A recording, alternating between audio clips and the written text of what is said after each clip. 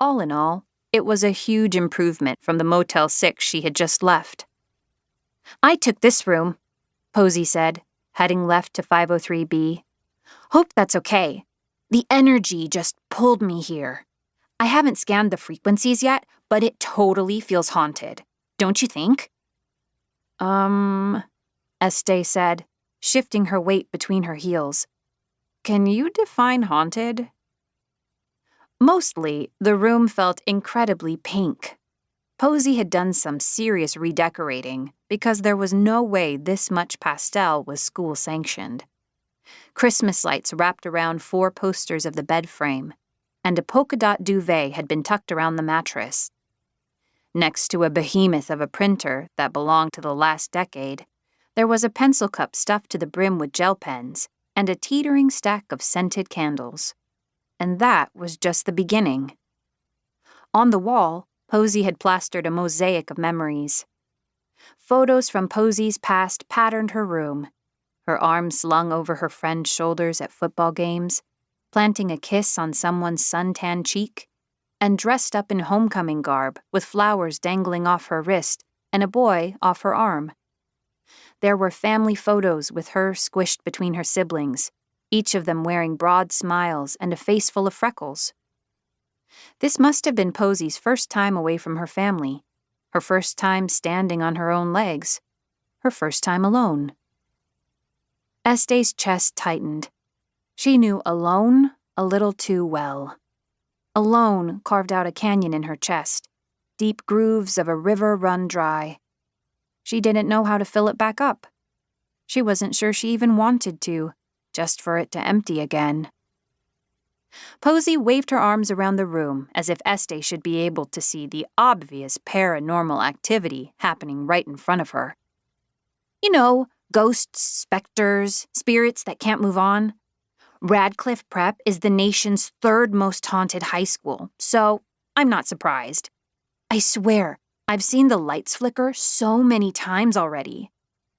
Is that what all that stuff in the living room's for? Ghost hunting? It was easy to see Posey settle into her element.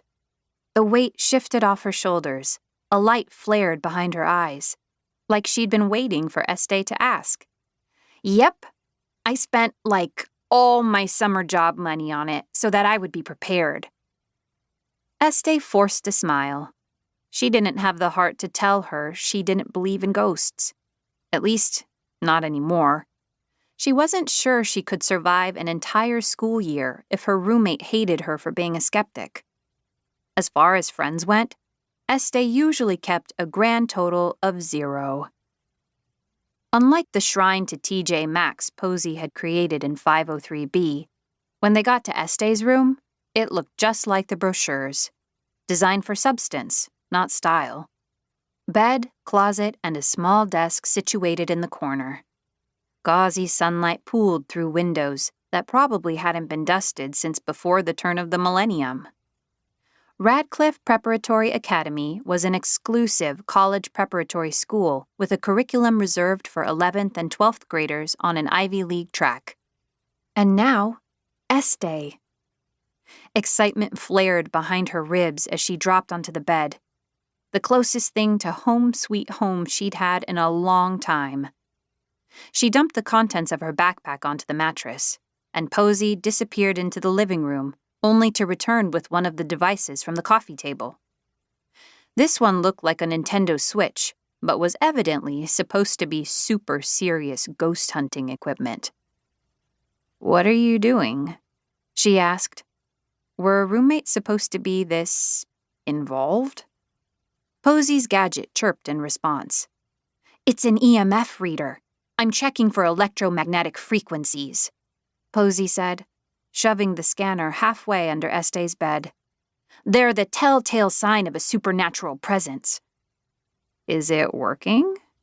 Este grabbed a stack of sweaters she'd used as packing protection and unwrapped them from around 3 framed photos. It wasn't enough to make an entire art installation like Posey, but they were hers. In each, her dad stared up at her. There was a picture from her 8th birthday, where she clung to her dad's side, holding up her first...